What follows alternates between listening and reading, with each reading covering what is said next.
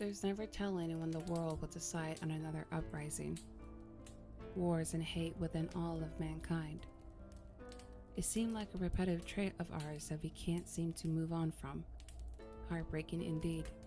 One would rather slaughter another for power than learn to respect each other's differences. Where's the logic in that? Can there ever be tranquility in this world? In Skyrim? Perhaps never, some would say. Unfortunately, most would say so. In the end, all silver linings may cease to exist. That is, until a legacy is born, a savior to heal and amend all pain, all suffering, the smallest bit of hope to maybe save mankind's self-destruction, is civil war, one between the Imperials and Stormcloaks, or maybe, from a real threat, the return of dragons. Let me tell you a story about the tale of Lyra, the strong-willed.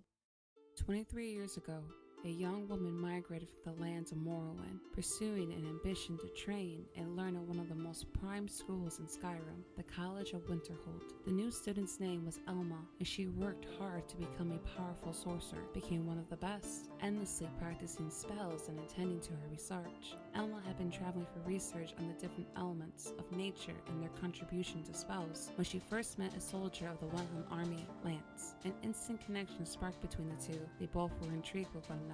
Despite the typical racial opinions of others, no Nord would dare involve himself with a dark elf. Lance and Elma made a fine living for themselves within the outskirts of Lundhelm. Still near for Elma to travel back to the college easily when she needed to. All seemed perfect once Elma found herself with child, excited with her now husband Lance. A beautiful daughter they welcomed, born under the sky with many stars. Thus is when Elma held her daughter close, admiring her beauty. I should name you Lyra, like the constellation that holds the brightest star in the night sky. Just like your future, is what Elma said to her just-born child, confident in her child's destiny and path to great things.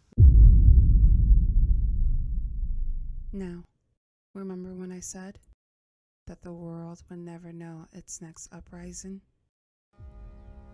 Unfortunately, this is when the Great War began. The Empire against the Aldemir Dominion, best known to their alternative name now, the Thalmor.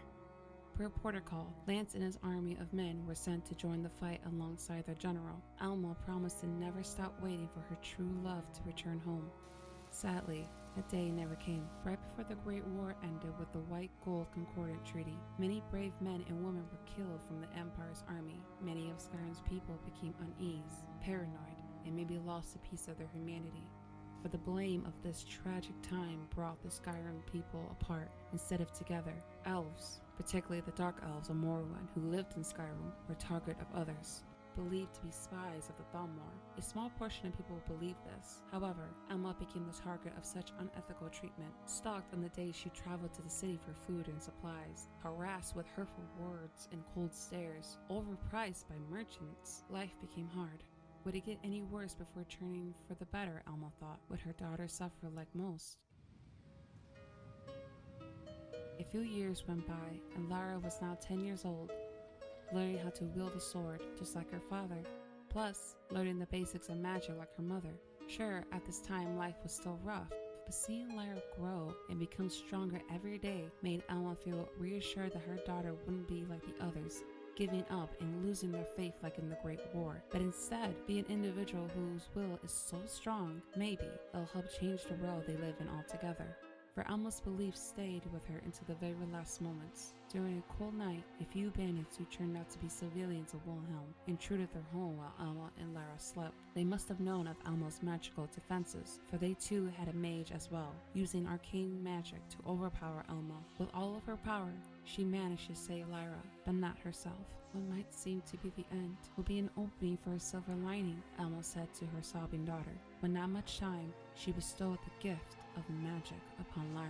Markings beginning to draw themselves onto the young girl's body, appearing as veins, appear to be glowing. I will always be here to lend you a hand, Lyra. My magic now thrives within you. With training and motivation, there's a possibility that with our sorcery, it may be enough to change the way of the world. At least, the defend the weak and the innocents. Lyra felt very lonely as time passed after her mother's death. She couldn't help but feel for the first time angry, hateful, falling into the vicious cycle all over again of mankind wanting to hurt one another. Lyra wanted the killer's blood on her sword. She wanted vengeance. With all of this negative thinking, Lyra still couldn't bring herself to act upon it. Her mother's words still very much lived within, but believing them was another. It's safe to say the ways of the world can corrupt a pure soul. However, it doesn't always mean it's the end. A person with a very strong will can have their mind, soul, feelings be crushed, but not their will. It is not easy at all to do so,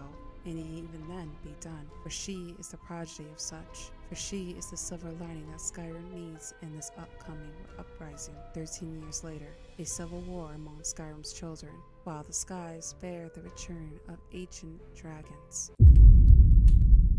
This is where the tale of Lyra the Strong-Willed truly begins.